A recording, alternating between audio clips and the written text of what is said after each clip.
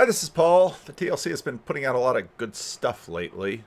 If you want to know what is the TLC, I made a couple of little shorts from some videos recently because I always get that question asked.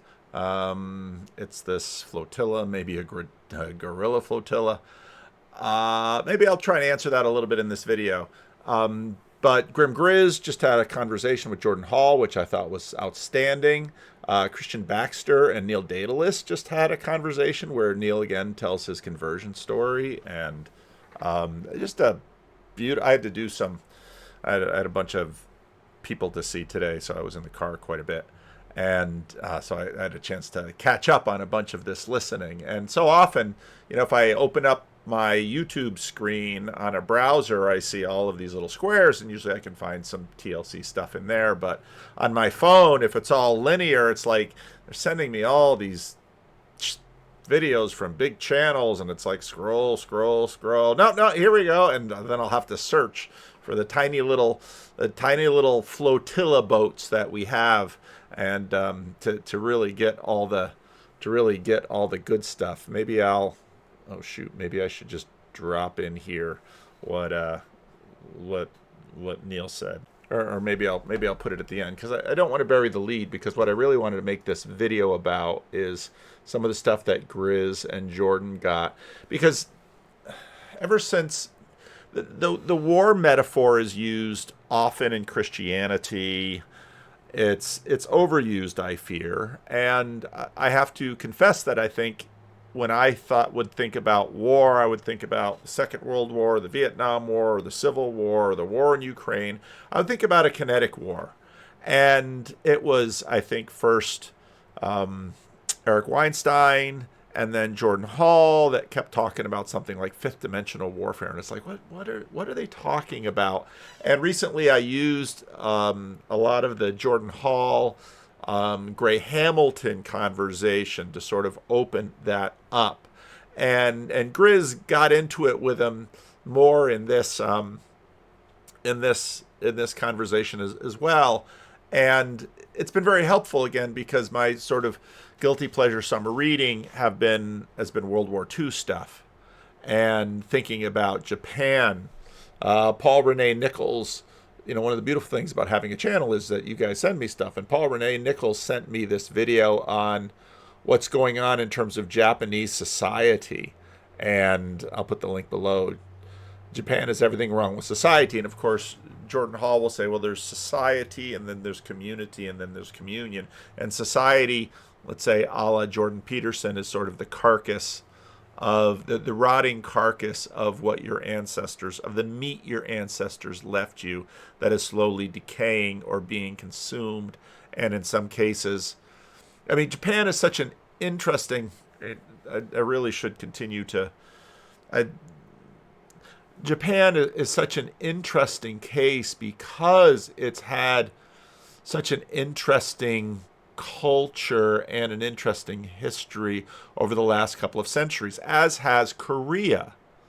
Because, of course, Japan had the benefit of being an island, which gave them a little bit more self-determination, but also gave them a degree of isolation that they could keep up, that the Koreans weren't as able to keep up.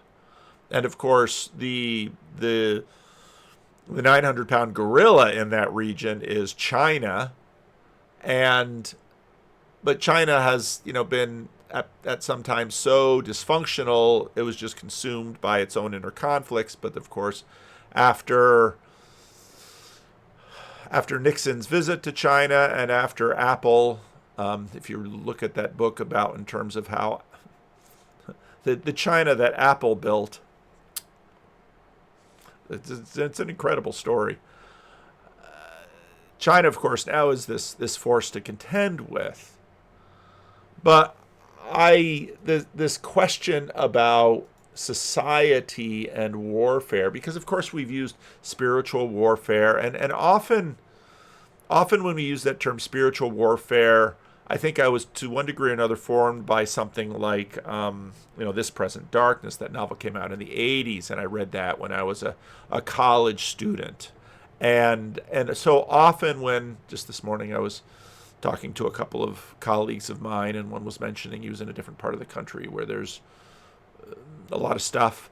And, you know, he had been working with this group of Christians and they had done an exorcism. And then, you know, he talked about having a night terror after that. And he said, you know, it's, you get these manifestations. One of the papers that I didn't deliver at Midwestuary was more about this kind of thing because, and maybe I'll have to return to it in the videos and catalog it. But what we're looking for is sort of an integrated account of this. And if we have all of this project trying to, in some ways, push against a certain Cartesian dualism that we're dealing with, we should probably figure out how to integrate the terms that we're using with respect to spiritual warfare or angels and demons. And the corner has done a lot of that work over the last number of years.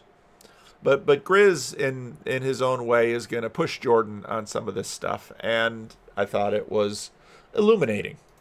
Start with, okay, I've incarnated on this planet, and it appears to me that I'm in a foxhole that most people are blissfully unaware that they're in. Now, I recently did a Twitter thread about this, and it sort of follows a video that I made recently, too. Oh, well, of course, it was the video about Gray Hamilton and Jordan Hall's conversation.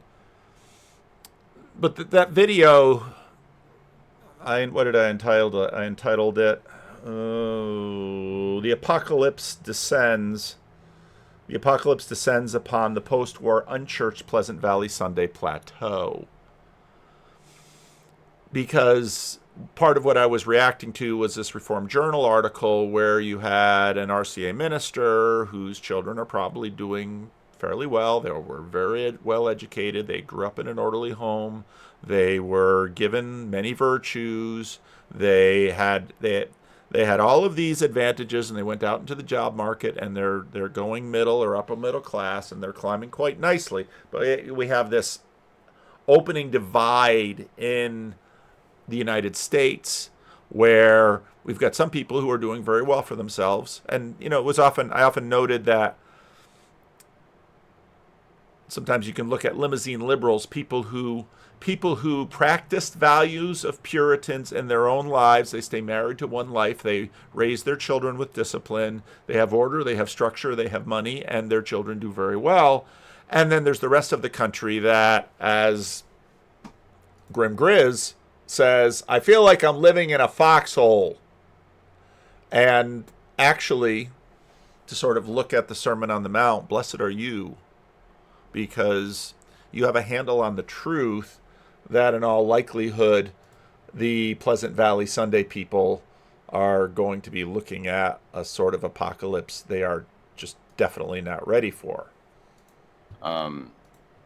You've seen way more layers, especially in the social sphere of the realm that we encounter, and similarly see us in a warfare situation. Bring me up to speed in the world we live in. Okay, well, let's layer it. What we'll first do is we'll just posit the spiritual layer as the more fundamental, but also the least legible. And we have the scene of Elijah saying, "Hey, let him see what I can see," and suddenly Elijah sees he's surrounded by an entire army, and then goes away. So it is more fundamental and yet also less legible. So we have difficulty in navigating that way of perceiving it. I take it like as part of the incarnation, we get amnesia to where we were before.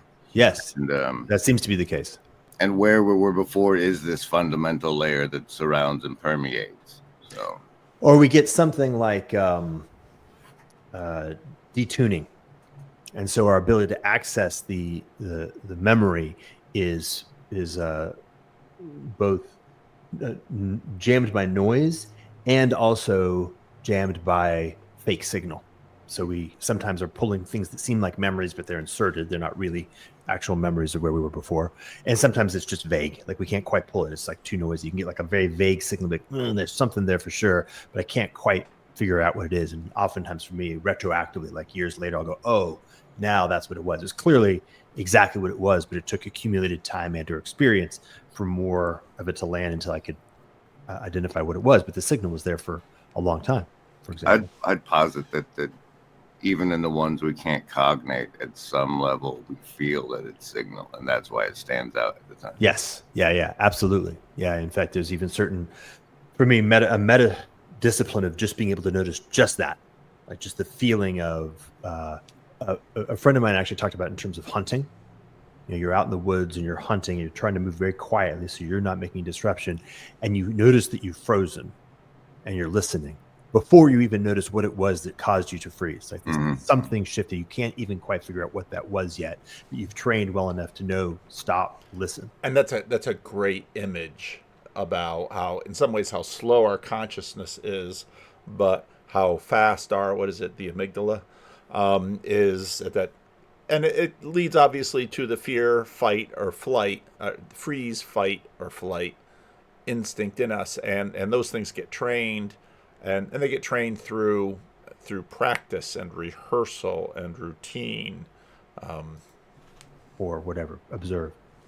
So then we'll move into the fifth generation stratum, and I think the reason for why that's useful is because part of the end state of the fifth generation of warfare is that it moves more and more in the spiritual direction, and so we'll notice that. So as we kind of come into, let's kind of jump into the Cold War. So we're jumping back in time. Technically, what generation was that? That was the end of the third and the beginning of the fourth. So you exited the advanced kinetic phase, like maneuver warfare at its most flush with airplanes, combined arms, and things like that, and radio enabling the coordination of diverse troops under the power of gasoline, being able to have a lot of velocity. So maneuver warfare reaches its peak in World War II, like really, really peak. And as we exit World War II, we enter into this constraint, which is ultimately the constraint of mutually assured destruction. And so the ability to deploy and escalate through kinetic, as we've recently seen in some of the conversations around Ukraine, has a cap put on it, which is, hey, we can only go so far with kinetic war. We can fight proxy wars and do a little bit of maneuvering of chessboards down. So some of my next war reading I've picked up, or I'm going to pick up, is going to be, I just noticed that I haven't picked up that book yet, but there's a book on Truman and the General versus the President by H.W. Brands, which gets into this. Ian Toll's book on the Pacific War. MacArthur, oh, what a character, what a figure. Of course, MacArthur and FDR had known each other for a long time, had an interesting relationship, and then finally when FDR flew to Pearl Harbor to meet with Nimitz and MacArthur, the Pacific War theater had been split between MacArthur and Nimitz. MacArthur had cultivated for himself such a powerful public image. His failures in doing what he could when the Japanese were taking the Philippines were basically not pushed on, and he didn't have to pay for them. And so, MacArthur receives this enormous gift from the Philippine government in exile, this enormous cash gift from the Philippine government in exile. And all along, MacArthur wants to make sure that, the Philippines get liberated ASAP, et cetera, et cetera. It's always sort of bending his perception of it. But of course, MacArthur's career does not end with the Second World War, but then goes into the Korean War. And the point that Jordan is making here is that it's going to take time for of course, the Korean War is between 1950 and 1953. It's going to take time for the world to figure out nuclear weapons and what they mean. Not what they can do, but what they mean I think it was, again, it was, I think, Christian and Neil talking, and they were talking about the Sam Harris conversation, the first Sam Harris conversation between Jordan Peterson and Sam Harris, where Jordan basically makes the point that he made often, that about, okay, there's a what does truth mean with respect to a nuclear weapon? And so then you get these ideas of truth in that sense, and what that sort of early on with the wrestling between Sam Harris and Jordan Peterson, you could already sort of feel the page turning. Oh, Luke was covering some of this stuff in Luke's live stream this morning. I thought that was a good live stream too, Luke. Oh yeah, there's some things I wanted to clip out of there. Yeah, Dave Busatil again. Yeah, I always clip Dave Busatil. He makes such strong points. So let's carry on. Down at the edge, but if we ever have to actually get into this maneuver warfare, kinetic warfare thing again, it ends in everybody dying, and so that ends up that puts a cap on it. And so then year-wise, the end of World War II is like 42-ish. Well, World War II ends in 45. 45. Okay. And then you actually have the Korean War, which is really a great example of this transition, because the Korean War was, in some sense, a very high-intensity proxy war. Right? There was not an existential, all-out conflict between the West and the communists. So for those of you who are interested right now, one of the books that I came across in doing my research was The Korean War by Bruce Cummings. And it is, if you have an Audible membership, it's included now, so you can listen to it for nothing. But part of what came up in my research of that war, for Americans, it was a discrete lasting from 1950 to 1953. But for the Asian world, the Korean War was a generations-long struggle that still haunts contemporary events. With access to new evidence and secret materials from both here and abroad, including an archive of captured North Korean documents, Bruce Cummings reveals that the war as it was actually fought, I always say that, he describes its origin as a civil war. Does sound familiar? You don't think about Vietnam. Preordained long before the first shots were fired in June 1950 by lingering fury over Japanese occupation of Korea from 1910 to 1945. Cummings then shares the neglected history of America's post-World War II occupation of Korea, reveals untold stories of bloody insurgencies and rebellion, and tells of the United States official entering the conflict on the side of the South, exposing as never before the appalling massacres and atrocities committed on all sides. So, kind of what happens in the American consciousness is that at the end of the Second World War, American consciousness is fixed on the Cold War and on just recovering from the war. And that's where you'll have the 50s. And our consciousness is all on sort of the home front. And so, I've been delving into the history of East Germany, for example, because America just, its leadership doesn't. You have the Marshall Plan and you've got your people up there dealing with those things. But I think in our memory, we sort of completely forget the rest of the world. But of course, the war in the Pacific, we get into it officially with the bombing of Pearl Harbor, but that is predated by us trying to get out of feeding the Japanese military machine that is deadlocked in a war in China. But Japan had been trying to extend its sphere of influence and develop an empire in Asia at the expense of the Koreans. And of course, you had the colonial period, so you have the French in what today is Vietnam and Cambodia. You have the British in Burma. You have the Dutch in Indonesia. And, remember at the beginning of the Second World War, the Japanese sort of take on this mantle of Asian liberators. Now, they would have had to have treated a lot of the places that they conquered better if they wanted to be welcomed instead of really happy that they had left. A lot of the number of the islands, the atolls that they took for their defensive perimeter. The Philippines was a fairly brutal occupation. So And the enmity between the Koreans, I remember, I remember going to seminary in the 80s, and at that point, Koreans and Chinese, not too many Japanese, but of course the CRC had missionaries in Japan, but it became fairly well known that the Koreans and the Chinese and the Japanese don't get along. Well, why don't they get along? They don't get along because there's a lot of there's a lot of stuff between those nations.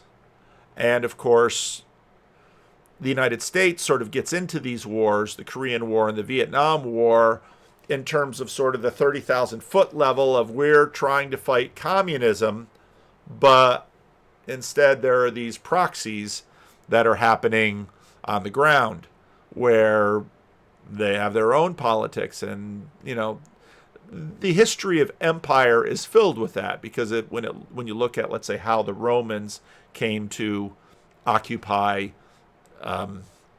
Judah and the Galilee in the time that many of us pay attention to, which is the time that Jesus was alive, well, that was all set up because of the internal struggles between factions. Russia and China did not, Russia in particular did not go all in. Russia supported China, China supported North Korea, we supported South Korea, NATO came in, and so you had this, you know, a bridge. It was right in between. So, if you watched the movie Patton, I watched that years ago, you remember that Patton in the movie basically says, "We've got the army here now. Let's push the Soviets back," because everybody figured out pretty quickly the lands, you know, when they were sort of bringing the Germans out of Eastern Europe, the Soviets were sort of like, nice country you've got here. It'd be a shame if someone rolled over it. Why don't we stay here and help you out? And of course, that led to some interesting politics. And again, as with Korea and Vietnam, each of those countries have their own political histories with respect to the Soviets and communism. But the view from the United States tended to be in a certain light. And so, for example, I've just seen a little bit of that Brand book on the Korean War. MacArthur, right away, you know, as a military general, well, we should just start bombing China. And Truman's like, bombing China? Where's that gonna lead? And so I'm really interested in getting into the Korean War.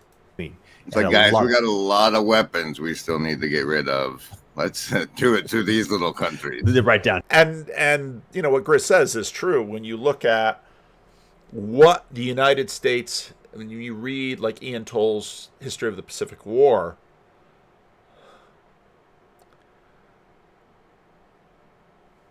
the decision by the Japanese to bomb Pearl Harbor was just a disastrous decision. Yamamoto knew that and warned against it, but he was a dutiful soldier. But because, you know, the U.S. starts the war, you know, a lot of its battleships get damaged or destroyed at Pearl Harbor. It's going to take time, and then once America gets into the war, it's the Europe First policy. But once the United States gets going in terms of its industrial capacity, I mean, I was noticing that when you look at, let's say, movies from the Second World War, you find a number of movies about Pearl Harbor. You find a number of movies about the Battle of Midway. We like those stories because we Americans like to imagine ourselves as these plucky upstarts. And when it comes to Pearl Harbor and Midway, of course, we sort of lose the Battle of Pearl Harbor disastrously. We win the Battle of Midway, and it's a turning point in the war. But many of the other battles that follow, they never make movies about. Now, the Battle of Leyte Gulf could be a really interesting movie to make. The Mariana Turkey Shoot at the Battle of the Philippine Sea, that could be... Just got a text from a daughter of one of our seniors who's in the hospital.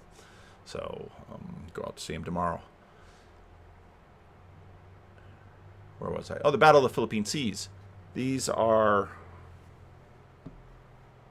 decisive American victories, and I think part of the reason they don't make movies out of them is because they're not even close. The U.S. rolls into these battles with this enormous fleet with multiple carriers, and now the U.S. had developed these second-generation carrier aircraft. But I think part of the reason we don't make movies about it is because there's just no contest at that point. In 1944 and 1945 between the U.S. Navy and Japan, whereas the Battle of Leyte Gulf, the Japanese are trying to stop the invasion, retaking of the Philippines, and so Ian Toll's book does a wonderful job of just kind of walking through all the backgrounds of it. It's a big 3-volume set, but it's well told and it goes fast. Well, it's long, but it's enjoyable. But we don't make movies about them because we just, as Grizz says, it's so much military hardware. We, as Jordan says, we got the kinetic warfare thing down. But how much can you really lean in? Here. And it didn't quite escalate, but it got close. And we actually saw, if you watch the history very closely, you see Eisenhower saying, hey, I might just nuke you guys. And so year-wise, what was that? They were in the early 50s, like 50 to 52. Because I'm trying to pay close attention to like where television comes in and where the mass communication is at.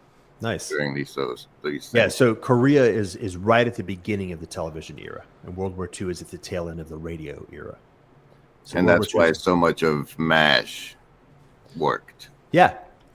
Well, and it's interesting that Grizz mentions MASH because, of course, MASH is ostensibly about the Korean War, but everybody who was old enough, and I'm older than both of these guys, it was really about the Vietnam War because that's what America was processing when MASH was out. And so you get this delay in sort of the cultural distributed cognition. And again, although MASH is about the Korean War, no, MASH was about the Vietnam War. And so it's just like Inherit the Wind is about the monkey trial, but it's really about McCarthyism. And this is the dance between art and culture and the zeitgeist. Absolutely. So then you enter into the Cold War, which is characterized by proxy, meaning we still do kinetic warfare, but it's being done on a chessboard with smaller players, and nobody can quite escalate all the way in any particular location. And more things like propaganda, spycraft, extremely sophisticated and complex ways to try to undermine your adversary using a variety of techniques that are not strictly kinetic. Okay, so that's fourth. So third is kinetic.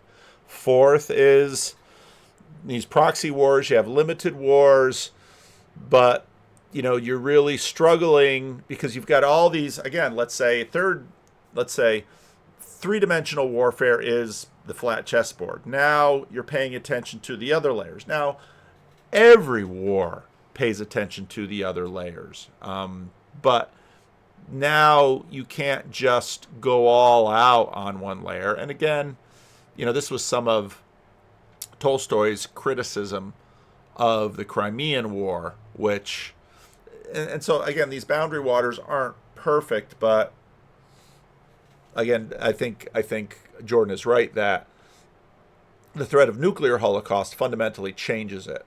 Can those be the good old days? For me, this that when we were, because when the actual physical conflict had to be simmered down, it became the race. And I think that we lost a lot when we won that race of the Cold War. Yeah. So, well, I think Grizz's mention of MASH here is important in that MASH didn't come out during the Korean War. It never would have, because there's a delay in the processing that takes place about What is war? What is our involvement in war? How can we make sense of this struggle against communism? What does it mean? And so MASH, in terms of the evolution of television, so MASH starts in 1972. Archie Bunker starts in 1970. I often tell people that in many ways the 70s are the 60s, because there's a delayed effect. But the Vietnam War, America gets out of the Vietnam War in 73, and you have the end of the Vietnam War in 75. And so you can see, Grizz is sort of dealing with how did sort of the popular imaginary of the United States through television deal with this fourth generation of warfare. And I would say, if you go back to TV shows in the 60s, like Mission Impossible, not the movie ones, but the original TV ones, or Man from U.N.C.L.E., or Star Trek. Damon Walter had an interesting video on Star Trek not too long ago. But you saw that processing of the world. And Star Trek, of course, it's the United States. And the Klingons, of course, are the Soviets. And, of course, Star Trek continues to evolve in television. And you look at something like Battlestar Galactica or Star Wars. I mean, basically, you've got a rehearsing of something like the Pacific War in Star Wars or Battlestar Galactica, because you have these vast open spaces, and what these ships are in that period are aircraft carriers. And part of the jump that happens in the Second World War is people start the war thinking, oh, we need all these battleships, but only a few in the other nations had realized that these aircraft carriers are far more powerful, even though they have these little rickety planes. But what happens is that you can bomb and torpedo a battleship long before those big guns on the battleship with a range of 20 miles or so will ever get a distance. Your planes can go 200 miles and kill your battleship long before it ever gets to set its sights on an aircraft carrier or your carrier group. And so, now, throughout the Cold War and up until now, we've sort of seen the hegemony of the aircraft carriers. Now, in terms of drones, various other kinds of technologies, there's a lot of question. Will the age of the carrier end? Will the age of the sub begin because they're just harder to track, et cetera, et cetera. So I agree. So the way that I framed this a couple of years back was in just the same way that the kinetic war moved from the invention of the rifle around the end of the American Revolutionary War, and there was an arms race of building more and more effective ways to deploy kinetic energy. It had been going on for a long time. It just is a measuring stick.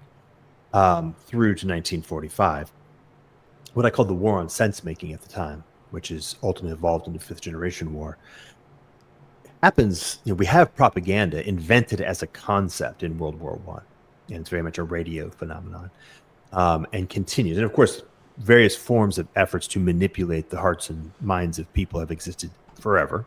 Yeah, but by then we figured out that you can convince ladies to start smoking if you call them liberty torches. Yes, exactly, and the exact same people, right? We know this. We share the knowledge of who we're talking about specifically.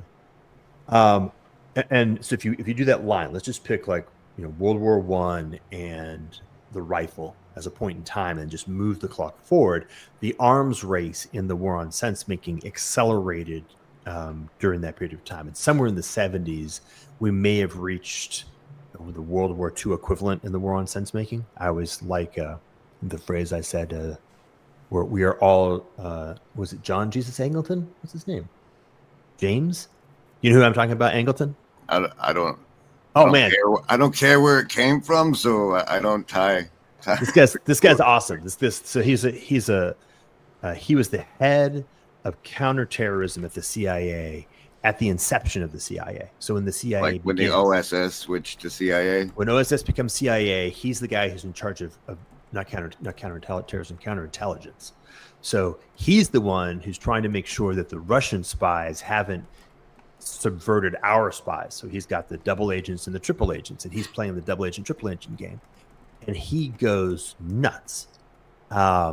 Because in fact, the reality is that if you're he's at the tip of the spear of that problem. If you're constantly trying to figure out who's lying to who about what, and you're sitting next to a defected Soviet agent, but he may be a quadruple agent, and you're not quite clear what's going on. That's a good metaphor for me. Trying to figure out who he's talking about. So, James Jesus Angleton, Angleton. So his influence was so great and his work so central to the agency's early years that he's widely considered the dominant counterintelligence figure of the period, even before his formal appointment at the top role. James Jesus Angleton. For how I visualize spiritual warfare. Keep going. It's like all the chips on the board can flip either black or white, depending on what chips around it move. I see it like a game of Go or Othello. It's like what team that chip is on can flip. You can flip that chip to your side and such. And that's so. But go ahead. Okay. Yeah. Nice. Yeah. Let's hold on to that for a second. I think that's right and important. But the reason why I use him as the metaphor is that he was because he happened to be in this very unique location, was one of the first people to cross the Rubicon into a world where the ability to know who is on your team is no longer possible, and up to and including being able to not even do that inside your own head with yourself.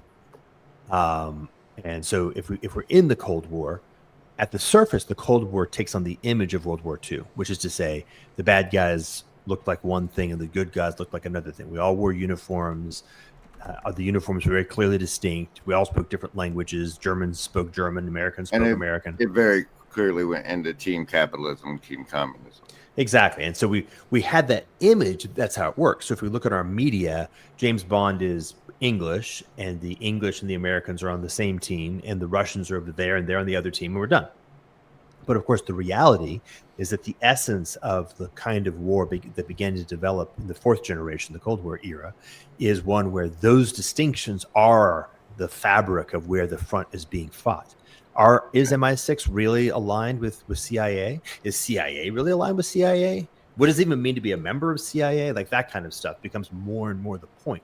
It's like, wait, it's now that we're global, it's a matter of the hearts and minds of the people more than who's on what land. Exactly. And you've got basically maybe 3 or 4 moves. I mean, there's lots, but 3 or 4 that matter. One is, can you convert your enemy? So can you actively convert the hearts and minds of the people to align with your values, let's say, or your identity? 2 is, can you demoralize your adversary? Can you cause your adversary to begin to dissolve in his own interior, even better, to fight against himself? The 3rd is, can you strengthen yourself? Can you find ways to increase your own capacity to operate, usually against the previous 2? So can you become stronger technologically, economically, and therefore become more attractive? Remember, one of the big weapons that we used was blue jeans and rock and roll. And so you want to be us? Yeah. Can you make yourself more attractive? What's the demarcation line between 4th and 5th officially? Some people say there isn't one. It's not quite clear, but the movement from 4th to 5th is precisely, I would say, the movement between when there are clear teams that are deploying techniques against each other, and when the techniques have been released into the wild and are beginning the process of dissolving the entire category of the battlefield and the category of teams. So this is why 5th vectors towards spiritual. So as we move into from 4th to 5th, 4th, it will be characterized by things like propaganda. 5th, it will be characterized by targeted, personalized filter bubbles. You see the difference? You know, if I'm broadcasting, it's like television to internet is a very nice way of making the distinction. Actually, It's almost like, culting, siloing, yep, herding. and very very hyper and hyper dimensional. You begin as you move from fourth to fifth, you begin to realize that all possible kinds of relationship are potential locations. In fact, not just potential, but are actual locations of conflict. So, economic warfare, financial warfare, and by the way, financial warfare becomes hyper. Do I want to impoverish you, or do I want to create class distinctions inside inside your world, or do I want to orient you towards a race, towards a particular treasure that's going to distract you from something else? Like all bets are off. Like everything goes to hyperspace. And from my point of view, even more importantly, things like cognitive. We're actually going to be making epistemology begins to dissolve, identity begins to dissolve. So, for example, the American Pentagon was completely incapable of being able to defend itself against the infiltration of woke into the interior of the Pentagon. Well, that's a fifth generation warfare vector, where you make it impossible for the body to cohere because now the body has multiple incompatible ideologies inside of it. Perfect. That's an injection of effectively a mind virus. I think one of the things that I was thinking about when I was reading Toll's History of the Pacific War, how cohesive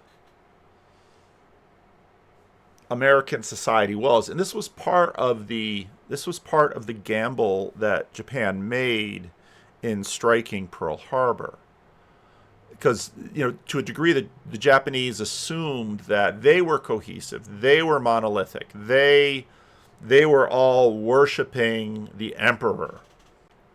And these illustrations demonstrate that, yeah, war has a layer of the kinetic, of the carriers, because we talk so dismissively sometimes of the managerialism. Well, in many ways, part of how the United States just steamrolled Japan was the United States was wealthier, larger, could produce more stuff, and managed it better. You'd see the conditions of Japanese troops on these atolls, which were critical places for the Japanese to defend. They didn't build barracks. They didn't build adequate latrines. They didn't provision them sufficiently, and they would leave the soldiers to die. And they would count on the loyalty, and they would count on this Yamato spirit to keep the soldiers there and fighting. But as they were losing the war, that same day, the Japanese public learned of the previous week's mass civilian suicides on Saipan. The newspaper printed a translated Time magazine story of the deaths. Accompanying commentary in Asahi and other papers co-mixed sorrow with pride. The suicides were lauded as a beacon of hope and inspiration. The mothers who had killed their children and themselves were the pride of Japanese women. Kiyosawa collected other such examples of the overwrought and lachrymose sentiments. Courage springs forth 100, 1,000 times more, a blaze of glory. For the first time in history, the essence of the great race shines brilliantly at the last moment. Thus we are strengthened by this, the true form of Japan. Admiral Ukagi felt a deep sense of shame, but also thought the civilians had set a good example for their countrymen. No people but the Yamato nation could do a thing like that. I think that if 100 million Japanese, they really had 70 million, 100 million Japanese people could have the same resolution as these facing this crisis, it wouldn't be difficult to find a way to victory. But now, as of course they begin to lose the war, people begin to doubt. Things start unraveling. There's so much poverty. There's so much hunger. People are basically starving, not only on isolated, bypassed atolls, but on Japan itself. And the black market is raging. There's a ton of corruption. And people are increasingly wondering. And then, of course, you have these holdouts who are these holdouts on these islands, one of which held out into the 70s. He knew by the 50s the war had ended, but he had so much shame. He continued to live alone in the jungle until he was, it's just astounding. Even long after the end of the war, hundreds of Japanese remained stubbornly at large in the jungles of Guam. Small groups lived in caves and survived by hunting lizards, toads, and rats, trapping fish, stealing food from local farms and villages. Chamorros, embittered by the Japanese occupation from 41 to 44, tended to attack them on sight. The Japanese government sent emissaries, and a steady trickle of holdouts came out of the jungle each year throughout the late 1940s and early 1950s. The last Japanese strangler on Guam was Sergeant Shioichi Yokoi, a native of Aichi Prefecture, who lived in a remote section of Talofo River Valley until 1972. This latter-day Robinson Crusoe survived in the jungle for almost 28 years by eating fruits, nuts, snails, rats, pigeons, shrimps, eels, and native plants. His story remains an extraordinary example of what can be achieved with advanced wilderness survival skills. He built traps of wild reeds, wove clothing of pago fibers. He avoided disease by bathing frequently in boiling water before drinking it. He dug in an underground shelter and installed bamboo walls and floors. Until 1964, he had remained in occasional contact with other Japanese holdouts. 64! That's almost 20 years after the war. And so I tell these stories to just show that it's all about, well, a body. And so, and again, as I continue to think about the Second World War, how many Americans personally, individually, had a burning interest in fighting the Japanese or fighting Hitler? Now, certainly when war breaks out, there's this wave of enthusiasm and people, recruitment numbers swell, et cetera, but that tends to go over time, and other things sort of well up and replace them. Love for your fellow soldiers. But you can see where, so this, we'll take a look at this other video. So middle-aged men continuing to live with their elderly parents, or living as recluses and never coming out, getting all of their Uber Eats in, and suicide rates very high, people just escaping.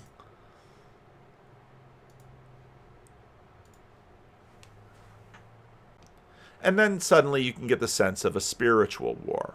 And even though for most Americans, or probably many people in the secular world, you've got very little purchase on that word, even though we can't seem to do without it, and we keep using it, and we have a sense that at the heart of a situation like this, there's a spiritual problem. Now, the principalities and powers of Imperial Japan that held sway during the 30s and the 40s are exorcised by the war. But spiritual realities continue. I'm again struck by C.S. Lewis's observations in the Screwtape Letters, where Screwtape is telling Wormwood, to basically to steal a man's life, all you have to do is sort of keep him, in many ways, don't use pain. Keep him comfortable, keep him happy, keep him amused, keep him diverted. And, I know a lot of people, poor Grizz, one of the few people in the corner who's actually trying to make a living nearly exclusively from YouTube and his channel with all of 1,500 subscribers. So if you like this video, You can go over, I'll leave the link below here. You can go over to Grim Grizz's and just, hit the subscribe to Grim Grizz's channel and buy some merch from him. You can get the one of my I like the Denim Denny hat, but you can get the I'll open in a new tab, all right, because I don't want to lose the tab. Plenty of merch to get, but Grizz, of course, can often postures himself as a cautionary tale. This is what you can have you can waste years of your life playing video games and dissipating it in other ways. And it's an important thing to notice. And, a lot of the meaning crisis, the Jordan Peterson thing, and now, hearing all these whispers from the Charlie Kirk stuff, Kirk telling young men essentially what we've been telling people for a long time, get married, have children, go to church, raise a family, hold down your job, provide. Very basic things, but your capacity to do this is not just an individual achievement, but a cultural achievement. And it's really astounding that the United States expended so much blood and treasure on wars that only in some ways tangentially involved the United States and overcame this massive sense of isolationism that was dead set against getting involved in any wars. So I'll just play it this far, leave a link to Grizz's video below and the other videos that I've mentioned, and leave a comment. Well, what was your take, kind of go back to the conference, kind of give a little, I don't know, highs and lows at this point, now that the journal, like you said, when we first get started, like the adrenaline or some of that stuff's kind of starting to, we're all kind of breathing a little bit, but it was like, whoa, what are you feeling now?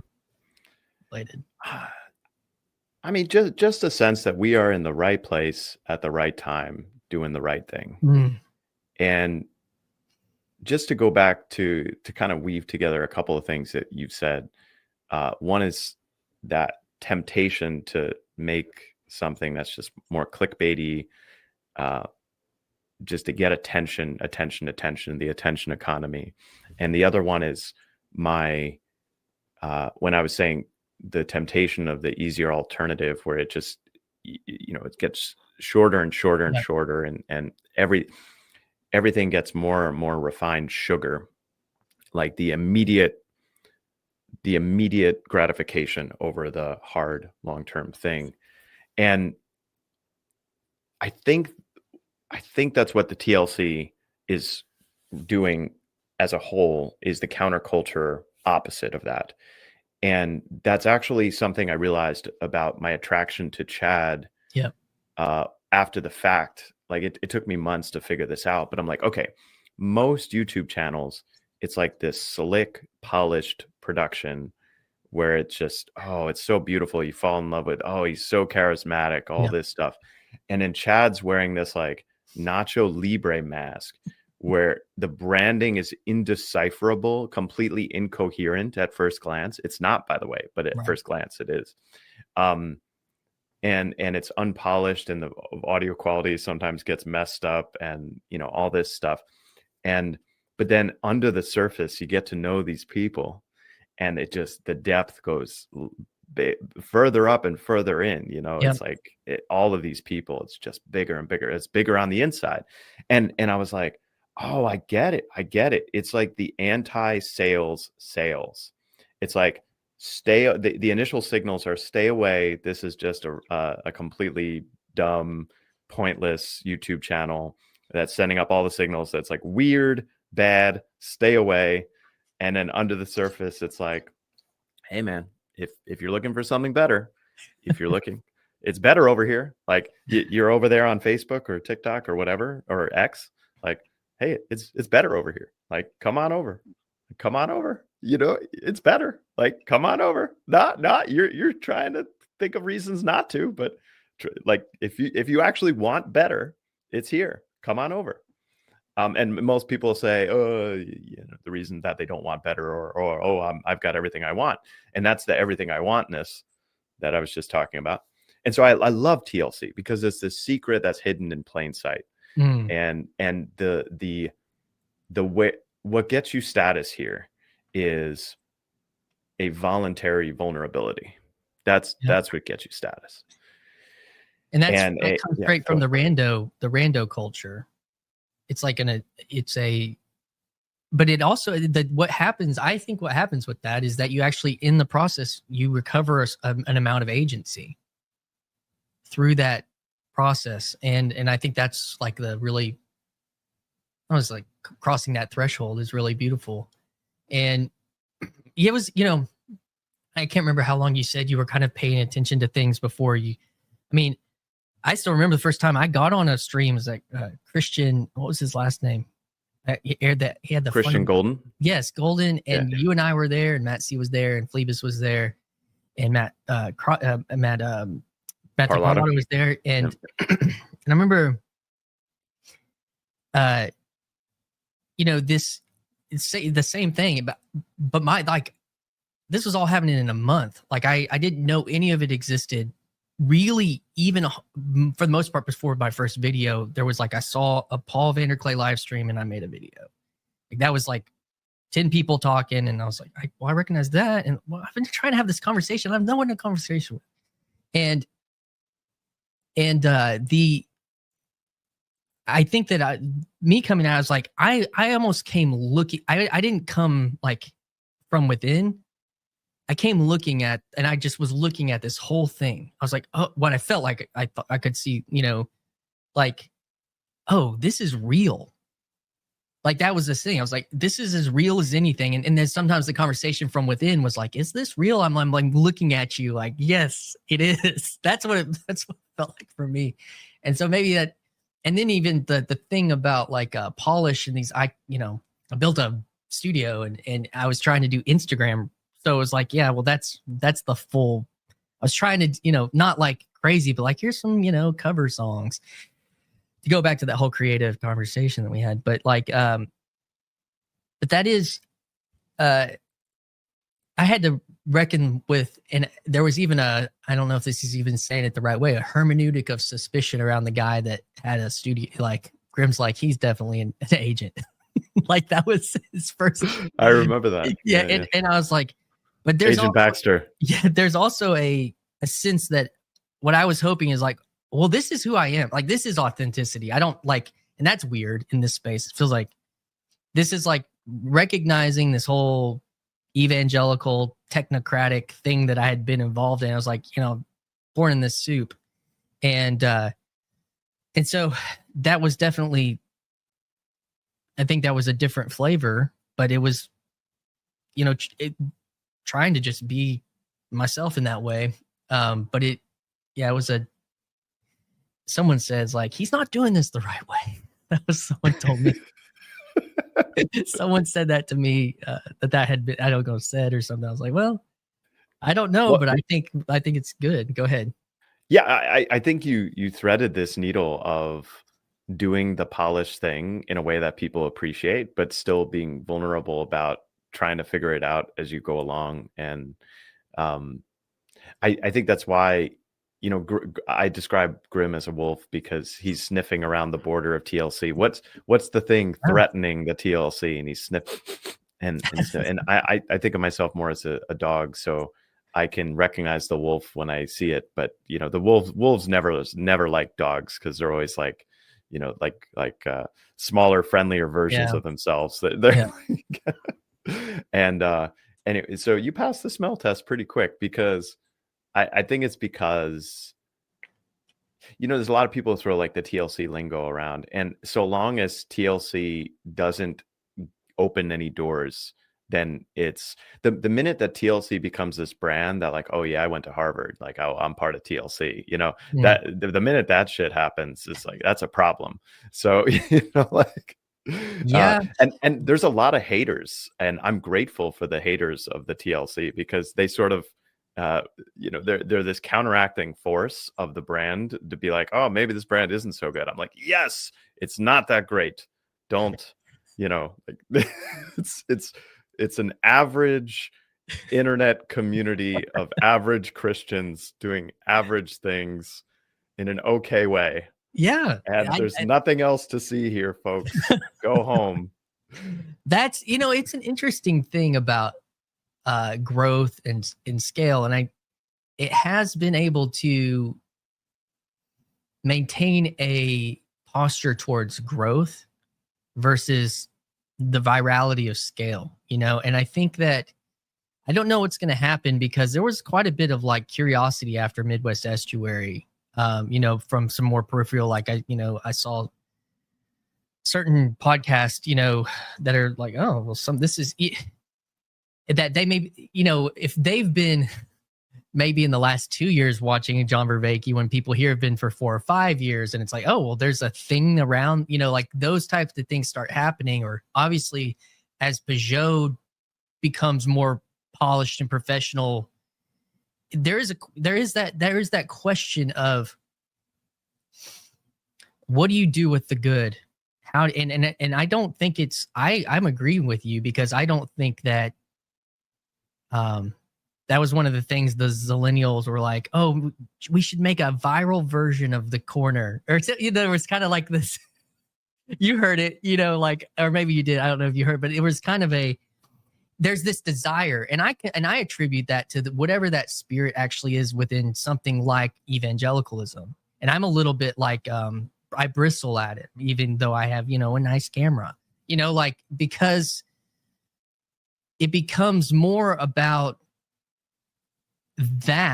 about scaling something than it becomes about what is happening within the persons and the relationships.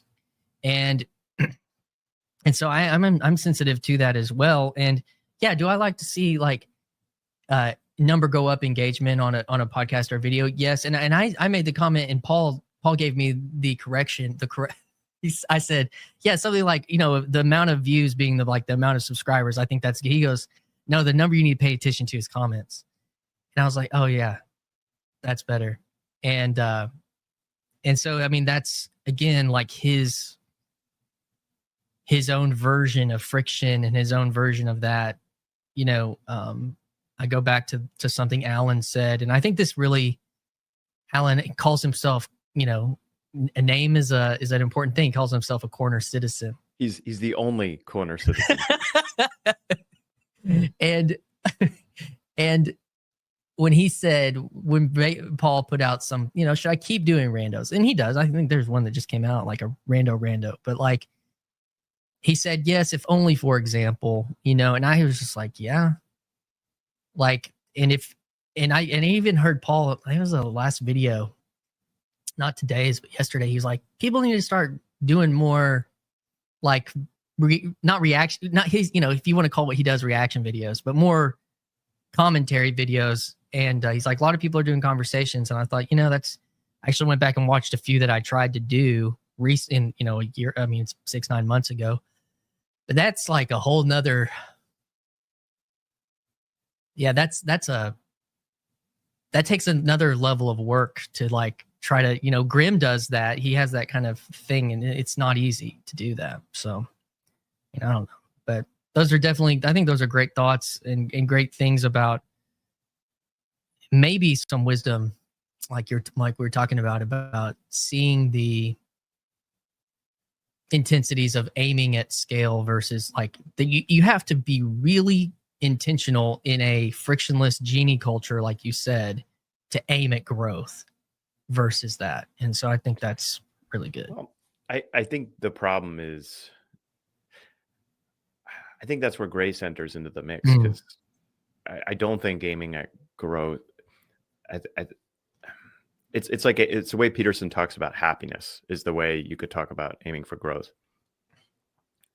Whereas if you aim for the best possible thing, that is a good thing. So for me, like what I actually aimed for, and I would say this is a phenomenal strategy or maybe it just worked for me, but like I aimed for specific people that I wanted individual relationships with, and I've been able to do that, and it's been awesome because then I don't have this like overarching responsibility, I feel like, to put out content or to do things that my heart's not into.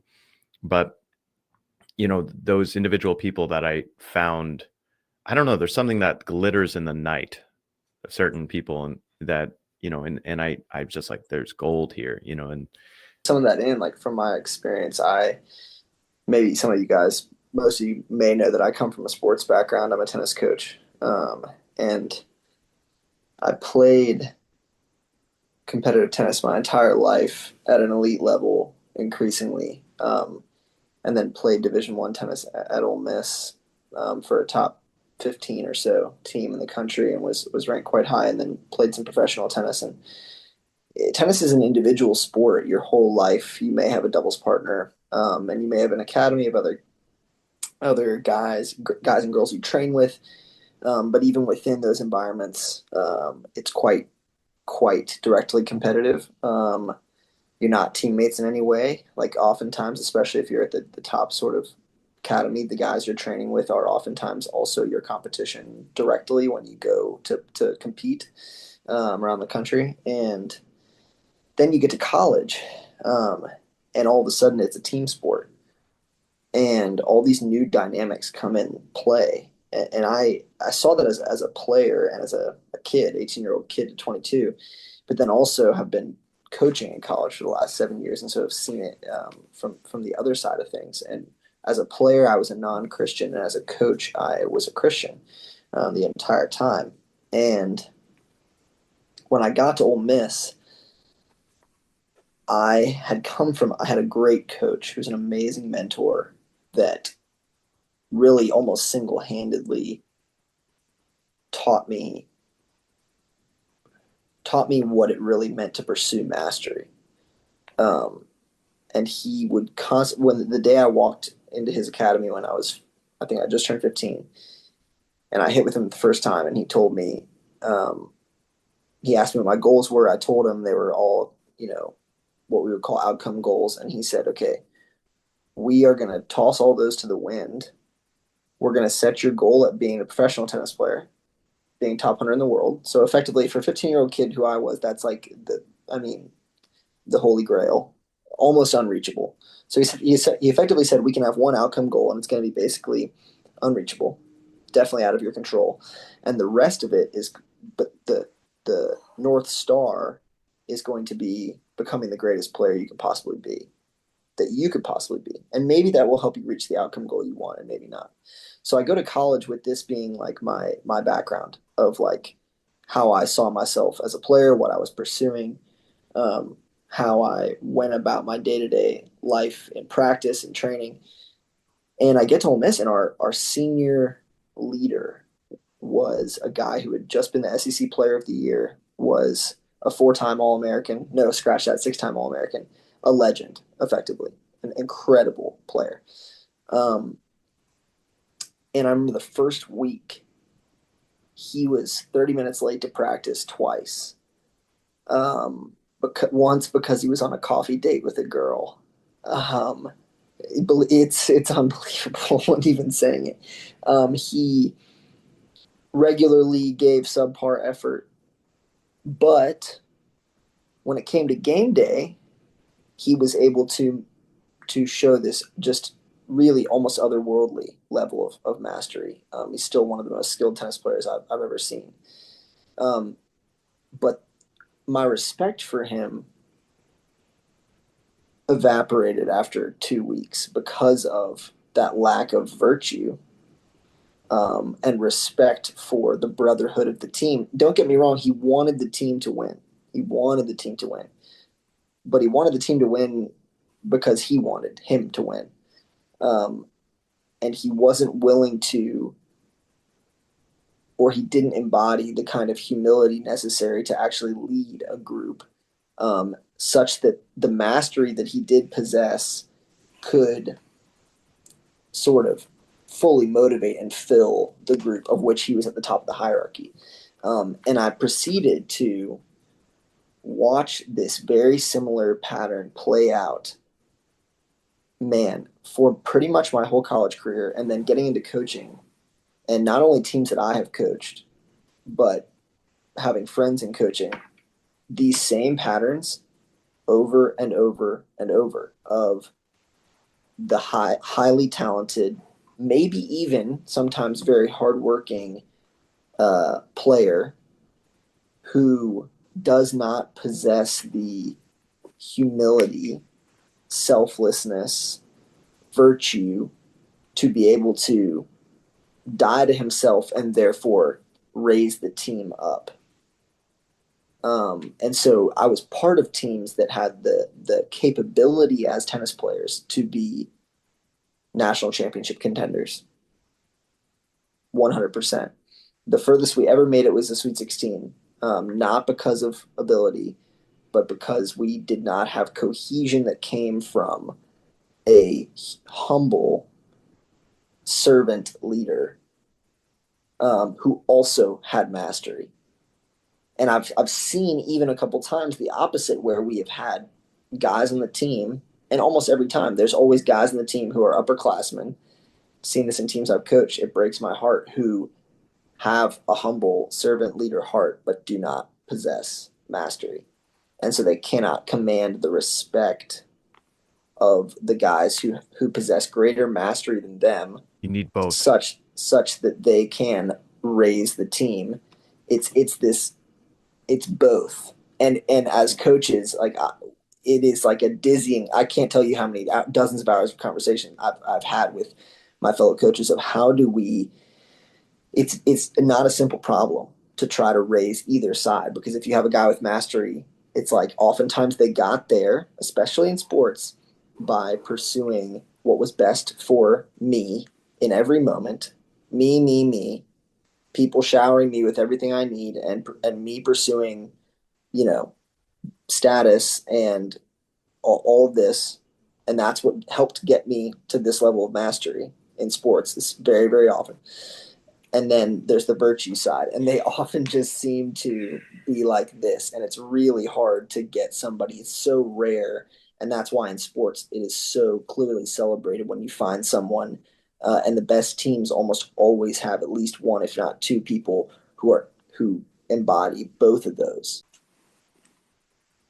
Well, the thing I was thinking about just now was actually back to some of Gray's comments about mastery and the image of the guy who's super talented and he picks up the racket and just dazzles you, but then you're like, eh. But I think we realize we're all in a moment that's beyond even the most talented of us. So I think that's going to work in our favor in some respect. And frankly, I think it's why, you see a guy of the caliber of Jordan Hall kind of going from whatever life he's living in Silicon Valley to the mountains of North Carolina, talking to guys like us. Right? I mean, and that brings me some comfort because I'm not that guy. And I'm like, oh, cool, we're in the same boat. Like we both need each other. And it, to the extent that I have talent, now I can't remember who said this, so I'm going to kind of piggyback on somebody's comment. It doesn't matter who it was. But, when I drop my kids off at school and I'm like pulling out and I see the dad who's like, fumbling, getting his 3 kids out of the minivan too. Like, I pray for them. And yeah, sure, they're in different grades and I'll probably never know the kids. I might not even run into the dad, but it doesn't matter. The brotherhood is palpable, at least on my end. And I think that that's an inevitability with the direction that we're going. Like, I think sooner or later, we're all going to realize that, the price of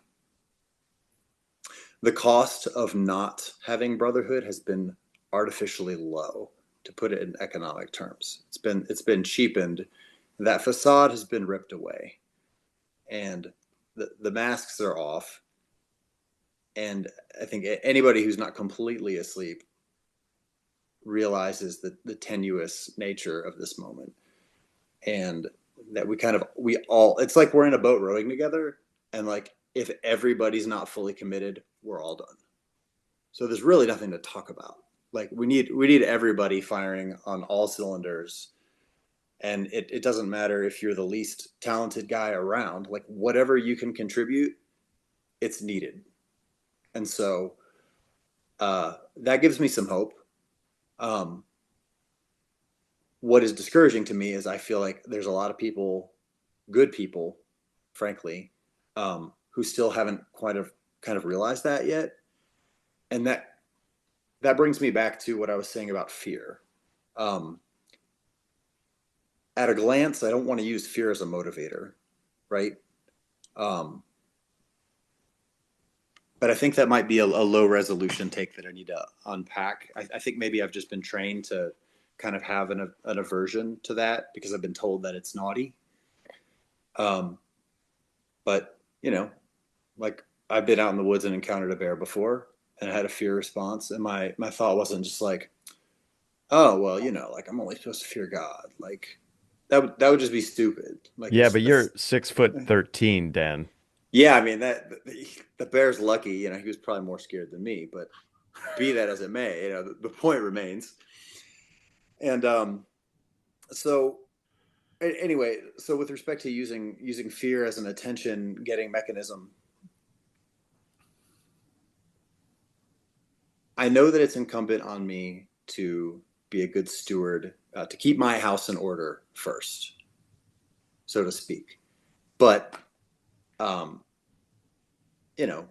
to be honest, I'm doing the best I can with that, and maybe I could do better. I could probably certainly do better with more brotherhood in my life, and I like to think that I could help others to do better too. But I also know that no matter how well I keep my house in order at this point, like we need to keep our community in order. And part of the issue now is I don't think some of my immediate community realizes kind of like what we're up against. And so I want to kind of like snap us out of that, but I want to do it in the right way. And maybe I don't mean to be like narcissistic, like it's up to me to like wake up the people or whatever, like sound like Alex Jones or something. But I mean, Corey, still I have it.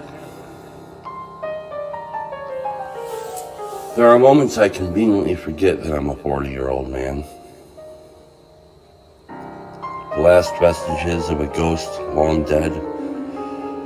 The ghost with a messiah complex. A messiah too lazy to rise or ascend. Happily hurt and hard. The hanger-on or haunting of a time past. A heroic dream of the harrowing of hell. Failure to launch. Cling to a life vest. Treading in spells that linger and last. Mom and Dad, righteous and mad, daydreamers with ghosts of their own. My memory of them stoic, looking with aims to pretend. Always on the brink of somewhere. Each a child dancing on the fence. On down the river. Dreamt in the sunshine. Saturday morning cartoons, the only Sabbath I knew. A disciple of Jim Henson and John Hughes. Worship in cathedrals where the Toys R Us. Baptized in ball pits. A clown served the sacrament we eat. More Pepsi and Pizza Hut. Say please. Say cheese. Between Kurt Cobain, a scrambled cable screen, towers tumbling, Super Bowls, and reality TV, the ghost is constitutionally unwilling and intrinsically unable to see and be seen, searching madly for attention to seek. But you could be anything. Never say never. If you've got nothing nice to say, Don't say nothing, ever. Don't talk to strangers.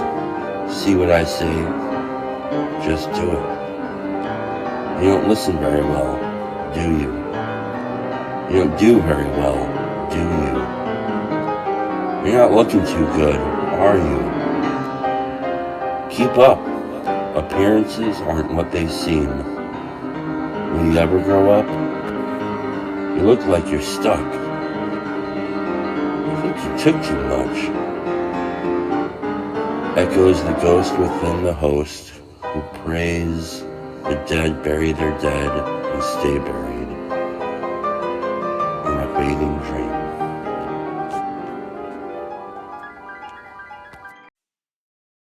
You've heard your neighbor go on about Jesus. They claim their life is renewed. You're happy for them and wonder about it, but surely that isn't for you. Well, what does it mean, and where does life lead, and what they say, could it be true? Well, open your mind, my friend, you may find that Jesus is calling you too. We hear explanations, we try to be patient, opinions the world doesn't lack. They say he's the way, have faith and be safe. It's almost as simple as that. You've looked for a sign, well this is the time. The answers have come into view. He'll wipe all your tears and cancel your fears. Well, Jesus is calling you to a strong hesitation for great invitation, a feeling we've all felt ourselves. And now we are gathered at life-giving water. It overflows out of the well.